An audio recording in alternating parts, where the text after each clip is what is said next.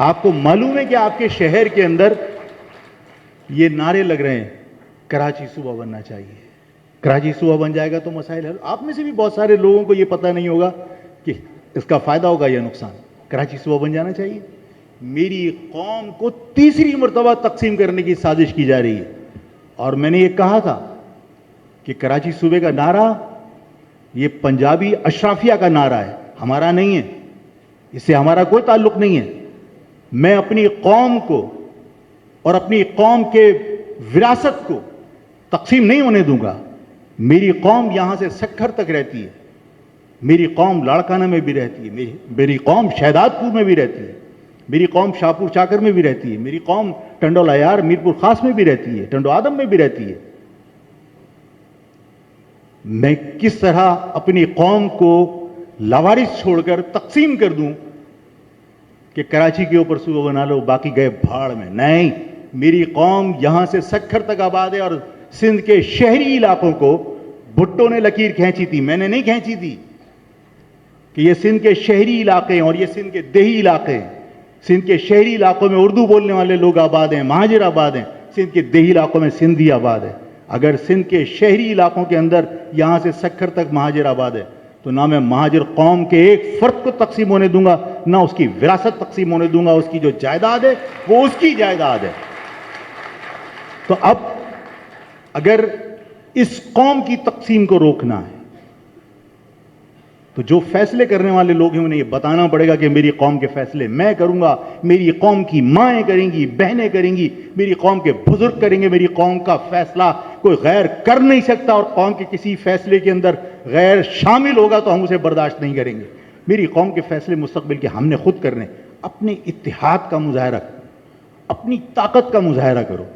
اور میں نے جس طرح آپ کو کہا کہ آپ کے سامنے چوائسیز ہیں, یہ بھی ہے, یہ بھی ہے, یہ بھی ہے, ایک چیز کامن ہے, لفظ مہاجر.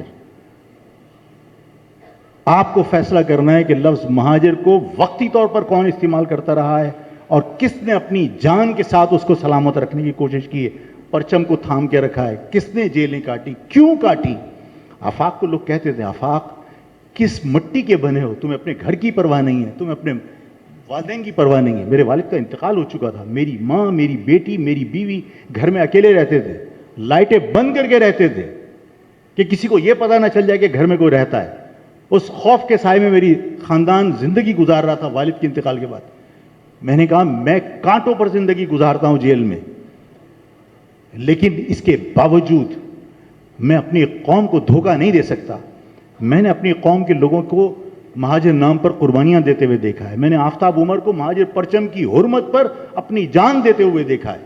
وہ گرین ٹاؤن کے اندر پنجابی پختون اتحاد والے پرچم اتارنا چاہتے تھے, وہ اس پرچم کی حفاظت کے لیے رات کو ڈیوٹیاں دیتا تھا. آج مہاجر لفظ سے انکار کر کے آپ کہو کہ ہم مصلحت اور بغیرتی کے اندر باریک سی لکیر ہوتی ہے. لوگ مثالیں دیتے ہیں کہ حضور صلی اللہ علیہ وسلم نے بھی تو میثاق مدینہ کیا تھا. اللہ تعالیٰ مجھے غلطی ہو تو معاف کر دے, اور علماء بھی معاف کر دیں اگر زیر زبر کی غلطی ہو تو. لیکن ظاہر ہے کہ آخری نبی میرے لیے تو مشعل راہ ہیں, میرے لیے تو ظاہر ہے کہ انہی سے میں سیکھوں گا, انہی کی نقل کروں گا, تقلید کروں گا. حضور صلی اللہ علیہ وسلم نے معاہدوں کے اندر یہ تک کہا کہ اگر کوئی تمہارا شخص ہمارے ہاں آ جائے تو اس کو پناہ ملے گی, اور ہمارا کوئی شخص تمہارے ہاں آ جائے تو تم جو چاہو کرو. صحابہ نے کہا کہ حضور یہ کیسے فیصلے ہو رہے ہیں؟ حضور نے کہا بس ہو گئے فیصلے. حضور کے تمام شقیں مصلحت سے ہو سکتی تھی, لیکن کیا حضور نے اللہ کی وحدانیت اور اپنے نبی ہونے سے انکار کیا؟ یار مصلحت کا مقصد یہ تھوڑی ہوتا ہے کہ آپ اپنے ایمان سے پھر جاؤ. مرنا آفاق کو بھی ہے, مرنا آپ کو بھی ہے, مرنا الطاف کو بھی ہے. جن ماؤں سے ایک ایک بچہ مانگا تھا, آخرت میں ان ماؤں کو شکل کیا دکھاؤ گے اگر مہاجر لفظ سے بے وفائی کرو گے؟ مرے گا آفاق بھی, مرے گا الطاف بھی. آفاق ایمان بیچ کر مرے گا تو اس کے گھر والے بھی لعنت بھیجیں گے. آفاق ایمان کے ساتھ مرے گا تو دنیا عزت کرے گی, اس لیے کہ آفاق ایمان بیچ کر مرنا نہیں چاہتا. آفاق کسی کو دھوکہ دے کر مرنا نہیں چاہتا.